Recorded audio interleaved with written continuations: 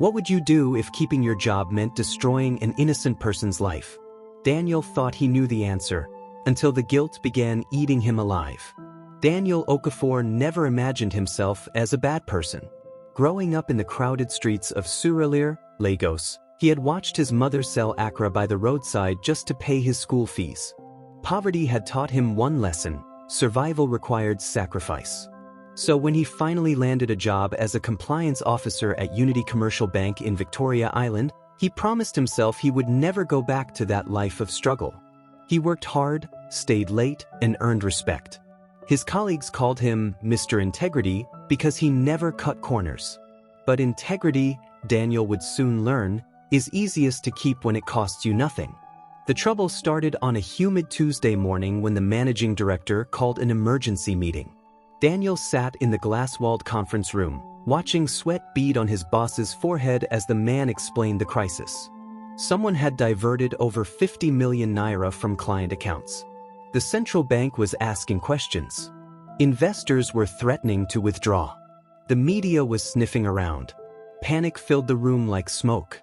"We need to handle this quickly and quietly," the MD said, his eyes scanning the faces around the table. "We need someone to take the fall." That evening, Daniel's direct supervisor, Mr. Adeyemi, called him into his office. The older man poured 2 glasses of whiskey and slid one across the desk. "Daniel, you're a smart man," Mr. Adeyemi began, his voice smooth like oil. "You understand how the world works. This bank has been good to you. Now it needs you to be good to it." Daniel's throat tightened. "What do you mean, sir?" Mr. Adeyemi leaned back in his leather chair. "There's a junior officer, Michael Nwosu. He's new, barely 6 months here. Nobody knows him well. We position him as the person responsible, this whole thing disappears. Regulators get their scapegoat, investors calm down, and life continues." Daniel felt his stomach turn. But Michael didn't do anything wrong. Mr. Adeyemi's smile didn't reach his eyes. "Daniel, listen carefully. You can either help us manage this situation and receive a promotion to branch manager when things settle down, or you can refuse and find yourself under investigation instead. Your choice. But choose wisely. You have a family to feed, don't you?" Daniel thought of his wife, Ngozi, pregnant with their first child. He thought of the rent due next month. He thought of everything he had worked so hard to build. Fear wrapped around his heart like a python. What do you need me to do?" The words tasted like poison in his mouth. 3 days later, Daniel sat alone in the office late at night, his hands shaking as he transferred fabricated emails onto Michael's computer. He created fake transaction records, altered timestamps, and planted evidence that would make Michael look guilty. Every keystroke felt like a nail hammering into his own coffin, but he kept going. He told himself he had no choice. He told himself Michael was young and would recover. He told himself lies become truth when you repeat them enough. When he finished, he sat in the darkness and wept quietly, knowing he had just crossed a line he could never uncross. The next morning, he avoided Michael's friendly greeting in the corridor, unable to meet the young man's innocent eyes. The arrest happened during banking hours, deliberately public to send a message. Daniel watched from his desk as 4 police officers marched into the banking hall. Michael was processing a customer's transaction when they grabbed him. "Michael Nwosu, you are under arrest for fraud and theft," the lead officer announced loudly. Customers gasped. Colleagues stared in shock. Michael's face went pale with confusion. "There must be a mistake. I didn't do anything." His voice cracked with panic. But they dragged him out in handcuffs while people whispered and pointed. Daniel felt his coffee turn to acid in his stomach. That night, he told Ngozi he wasn't feeling well and couldn't eat dinner. He lay awake, staring at the ceiling, trying to convince himself he had done the right thing. But deep down, in a place he couldn't silence, he knew the truth. He had just murdered an innocent man's future to save his own. Michael Nwosu spent 93 days in police custody. 93 days of cold concrete floors, overcrowded cells, and the constant fear that comes from being trapped in a nightmare you cannot wake from. His mother, Mama Nwosu, sold her small provisions shop in ABA to hire a lawyer, but even that wasn't enough to speed up the slow machinery of justice. She was already sick with diabetes, and the stress made everything worse. Michael would later learn that she had spent her last days visiting different churches, begging God to prove her son's innocence. She died of a stroke 2 weeks before the police quietly dropped the case due to insufficient evidence. They released Michael on a rainy Thursday afternoon without apology or explanation. No compensation. No acknowledgement of the 3 months stolen from his life. Just a bored officer handing him back his belongings in a plastic bag and telling him he was free to go. Michael stood outside the police station in his wrinkled clothes, watching rain mix with tears on his face. He had no home to return to. His landlord had thrown out his belongings when he couldn't pay rent. He had no job. The bank had terminated his employment the day he was arrested. And he had no mother. She had been buried while he was locked away, unable to even attend her funeral. The worst part wasn't the poverty that followed. It was the stain on his name that refused to wash away.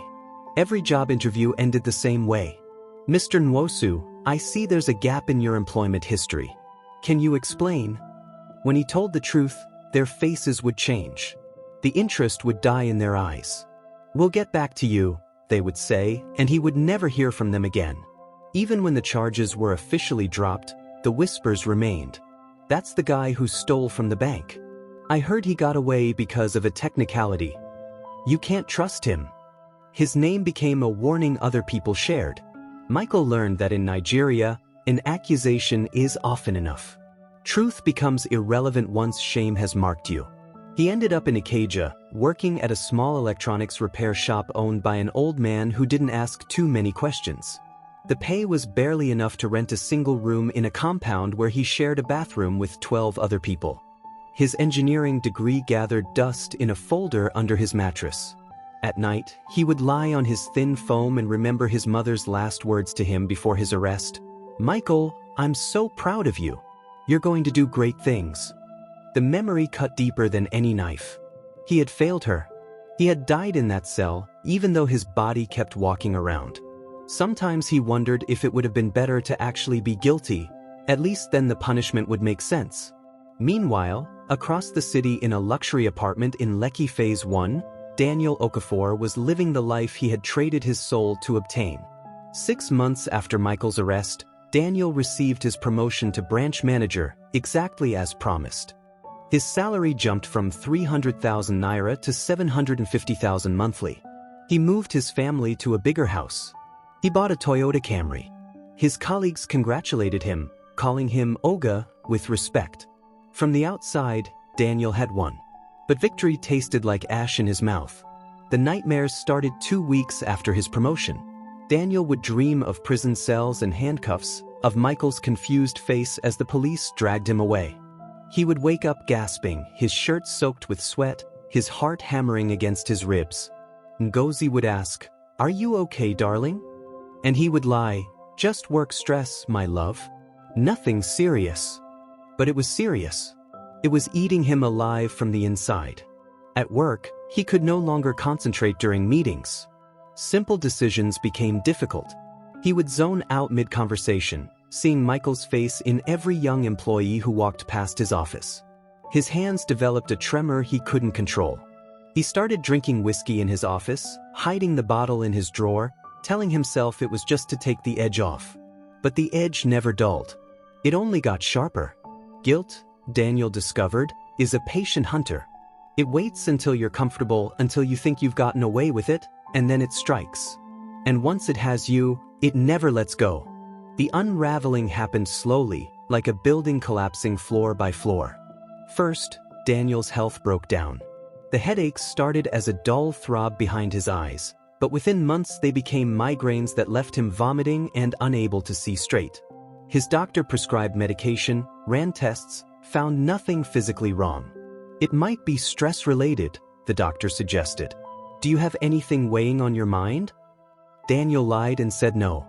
But his body knew the truth even when his mouth refused to speak it.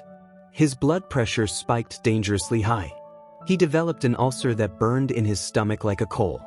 At 34 years old, he looked and felt like a man approaching 50. Then his marriage began to crack. Ngozi, his wife, was a patient woman who had loved him since their university days at Yaba Tech. She had supported him through every struggle, celebrated every achievement, and asked for very little in return. But love cannot survive in a house filled with secrets and silence. Daniel became distant, emotionally absent even when physically present.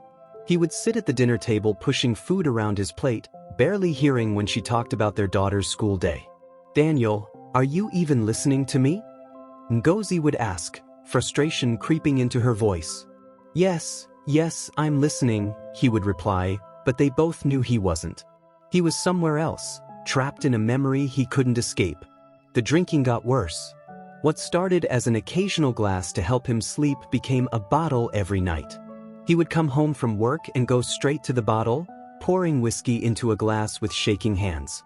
Nwosu watched the man she married disappear into someone she didn't recognize. "Daniel, this isn't you," she pleaded one evening, tears streaming down her face. "Please talk to me. What happened? What's eating you alive?" He wanted to tell her.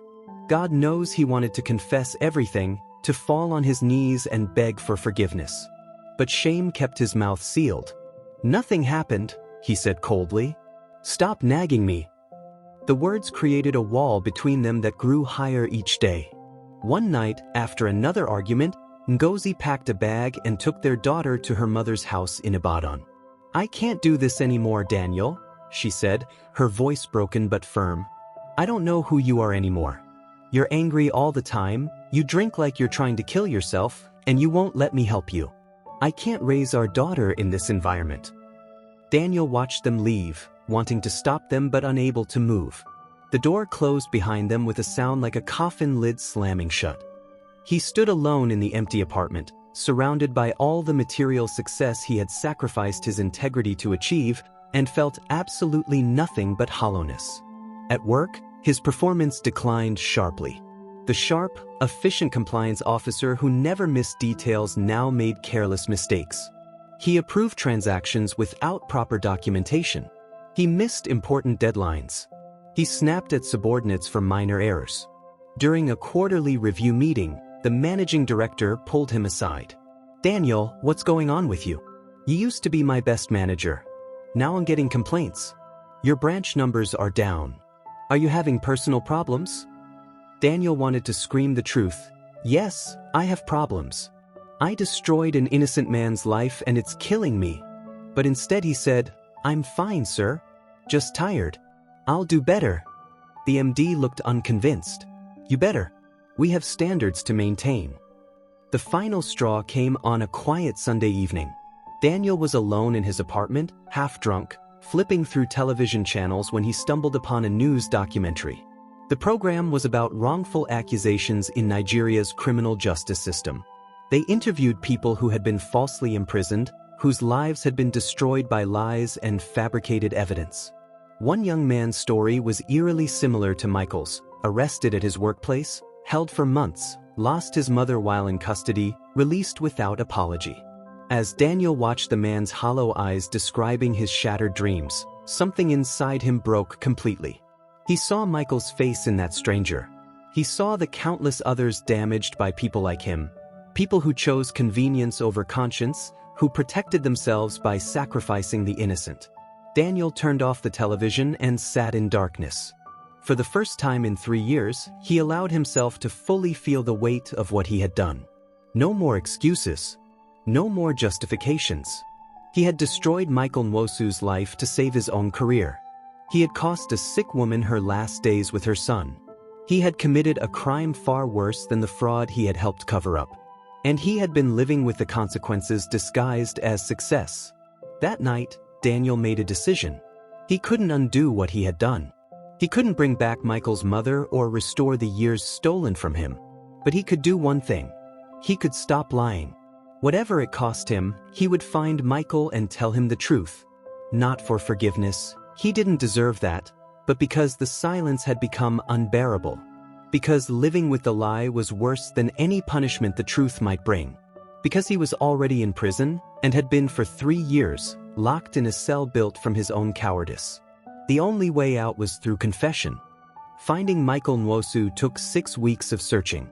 Daniel started by making discreet inquiries among former bank colleagues, but most had forgotten about Michael or didn't care to remember.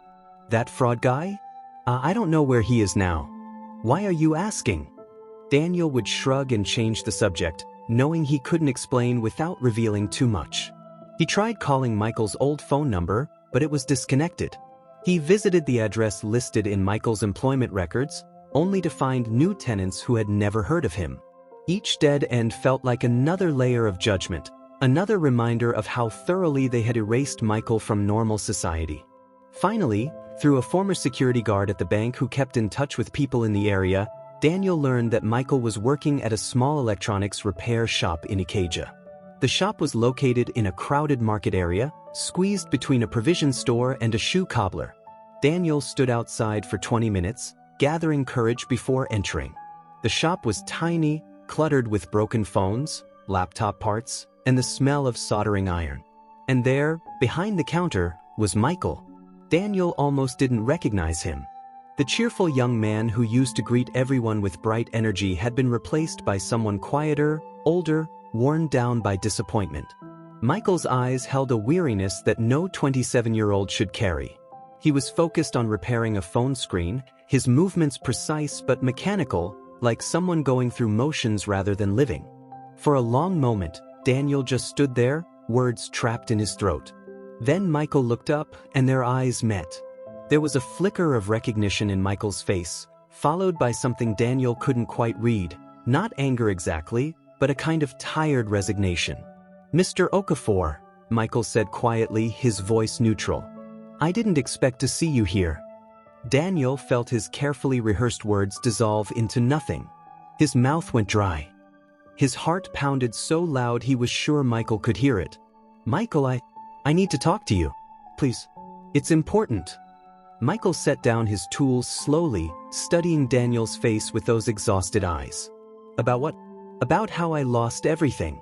About how my mother died thinking her son was a criminal. About how I can't get a decent job because your bank destroyed my reputation." Each question landed like a blow, but Daniel forced himself to stand there and take it. He deserved every word. "Can we talk somewhere private?" Daniel asked, his voice breaking slightly. Michael looked around the small shop. His employer had stepped out for prayers at the nearby mosque, leaving them alone. "We're private enough here. Say what you came to say." Daniel took a deep breath. There was no easy way to do this, no words that would make it hurt less. So he just began. "Michael, I need to tell you something. Something I should have said 3 years ago. The fraud case, you didn't do it. I know you didn't do it because..." His voice cracked.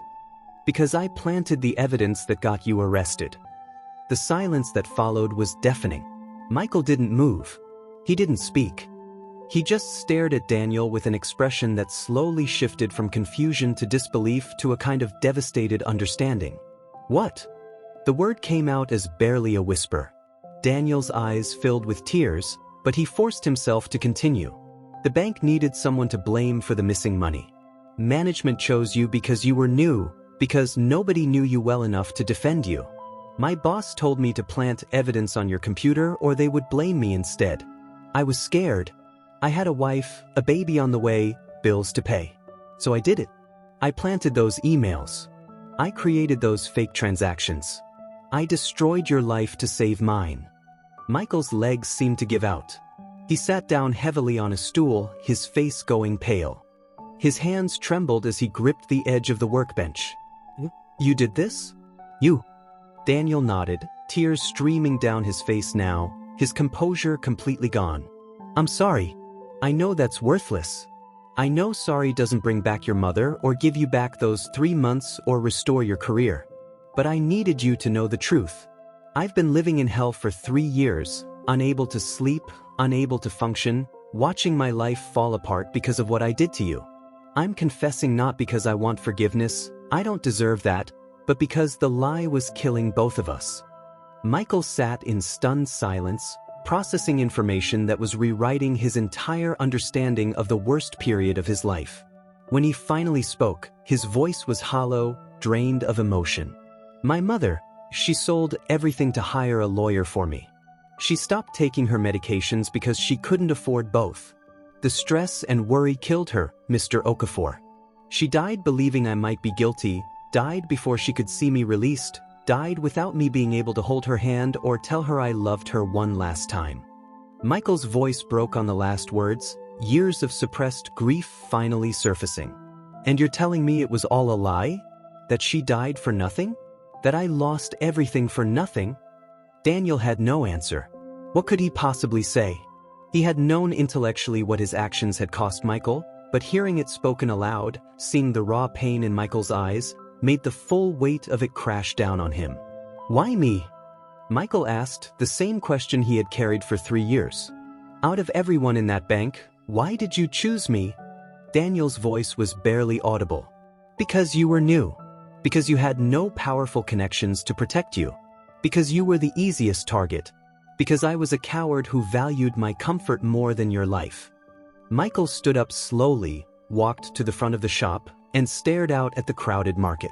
People were going about their business, buying and selling, laughing and arguing, completely unaware that inside this small shop, a man's entire reality was crumbling and reforming. When Michael turned back to face Daniel, his eyes were wet but his voice was steady. What do you want from me now? Forgiveness? Permission to feel better about yourself? Daniel shook his head. No, I want nothing from you. I came to tell you the truth and to tell you that tomorrow I'm submitting a written confession to the police and to the bank. I'm going to tell them everything, what I did, who ordered it, how it happened. I'll probably lose my job, maybe go to prison, definitely lose everything I have. But I can't carry this anymore. And you deserve to have your name cleared officially, not just quietly. Michael stared at him for a long moment, emotions warring across his face, anger, grief, confusion, and something that might have been the tiniest hint of respect. You think confessing makes you brave? You think turning yourself in erases what you did? Daniel met his eyes directly. No, nothing erases it. I'll carry what I did to you for the rest of my life. But silence protects the people who ordered this and condemns you to keep living under a cloud of suspicion. The truth won't fix what's broken, but it's the only thing I have left to give. Michael nodded slowly, exhaustion written in every line of his body. Then do it. Not for you, but for everyone else they might do this to in the future. Go tell your truth, Mr. Okafor. And then leave me alone to figure out what to do with mine. Daniel submitted his written confession the next morning. He typed it out in meticulous detail. Dates, times, names, exactly what was done and who ordered it. He sent copies to the bank's board of directors, the Economic and Financial Crimes Commission, and his lawyer. Then he walked into the managing director's office and placed his resignation letter on the desk. The MD read the confession with growing horror and fury. Do you understand what you've done? The man hissed.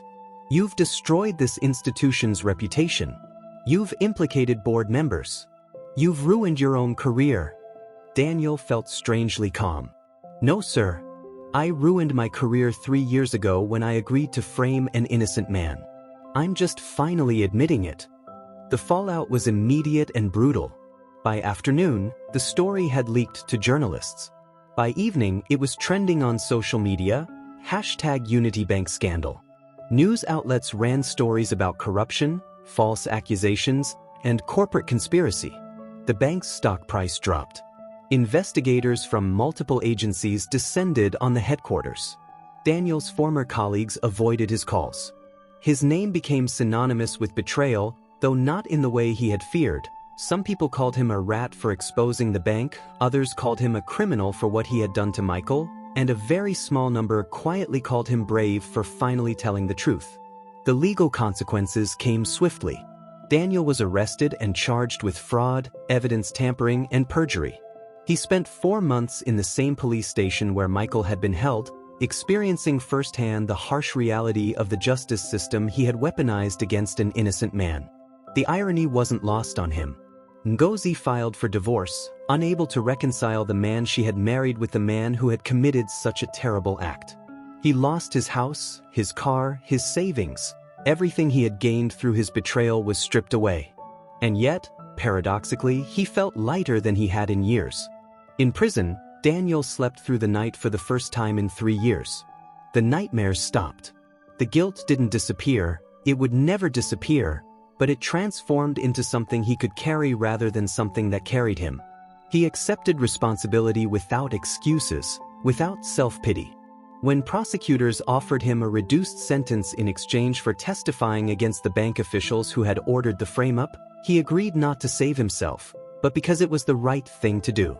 His testimony led to the removal of 3 senior executives and criminal charges against the managing director. The bank was fined heavily and forced to implement new compliance protocols. Michael's case was officially cleared, with a public statement from the authorities acknowledging the wrongful accusation. The bank was ordered to pay him compensation, not nearly enough to replace what he had lost, but something. Michael used part of the money to give his mother a proper memorial ceremony, the burial she deserved. The rest he saved, unsure yet what to do with it. Job offers came slowly once his name was cleared, but they came. A tech company in Abuja, impressed by his resilience and skills, offered him a position with a salary that reminded him what his engineering degree was worth. On the day Daniel was sentenced, 3 years imprisonment with possibility of parole after 18 months, he saw Michael in the courtroom. They hadn't spoken since that day in the repair shop, hadn't communicated at all. Michael sat in the back row, watching as the judge delivered the sentence. Their eyes met briefly across the crowded room. Daniel couldn't read what he saw in Michael's face. It wasn't forgiveness exactly, but it wasn't hatred either. It was acknowledgement. A recognition that the truth, however late, had finally been spoken.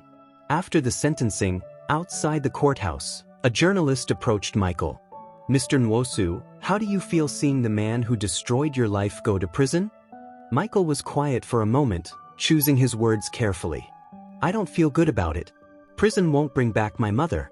It won't give me back those years. But the truth matters. What they did to me, they could have done to anyone. At least now it's on record. At least now people know what happened." The journalist pressed, "Have you forgiven him?" Michael shook his head slowly. "Forgiveness isn't simple. It's not a switch you flip. Maybe someday. Right now, I'm just trying to rebuild my life. That's all I can do." Daniel served 20 months before being released on parole. He came out to a world that had moved on without him. His former life in banking was gone forever. No institution would touch him. He found work as a compliance consultant for small businesses, helping them avoid the kind of corruption that had destroyed his career. The pay was modest, the prestige non-existent. But the work was honest, and that mattered to him now in a way it never had before. He never attempted to contact Michael again, understanding that his presence would only be a painful reminder. But he followed Michael's progress from a distance through mutual acquaintances. He heard about the job in Abuja, about Michael eventually meeting someone and starting to date, about small steps toward rebuilding a life that had been shattered. Knowing that Michael was moving forward brought Daniel a measure of peace, even as he accepted that he would carry the weight of what he had done forever. Michael, meanwhile, built a quiet life in Abuja. He married a kind woman named Sophia who knew his story and loved him anyway. They had a daughter, and he named her Emanuela, after his mother. He didn't speak often about what had happened to him, but it shaped how he lived. He became known for defending colleagues who faced unfair accusations, for speaking up when he witnessed injustice, for refusing to stay silent when silence protected the guilty. His experience had broken something in him, yes, but it had also forged something stronger. A commitment to truth that could not be compromised. Did this story touch your heart? There's someone in your life who needs to hear it too. Please like this video if the message resonated with you, subscribe to this channel for more powerful life stories, and share this with friends and family who need to understand that the price of silence is always too high. Drop a comment below. What would you have done in Daniel's situation?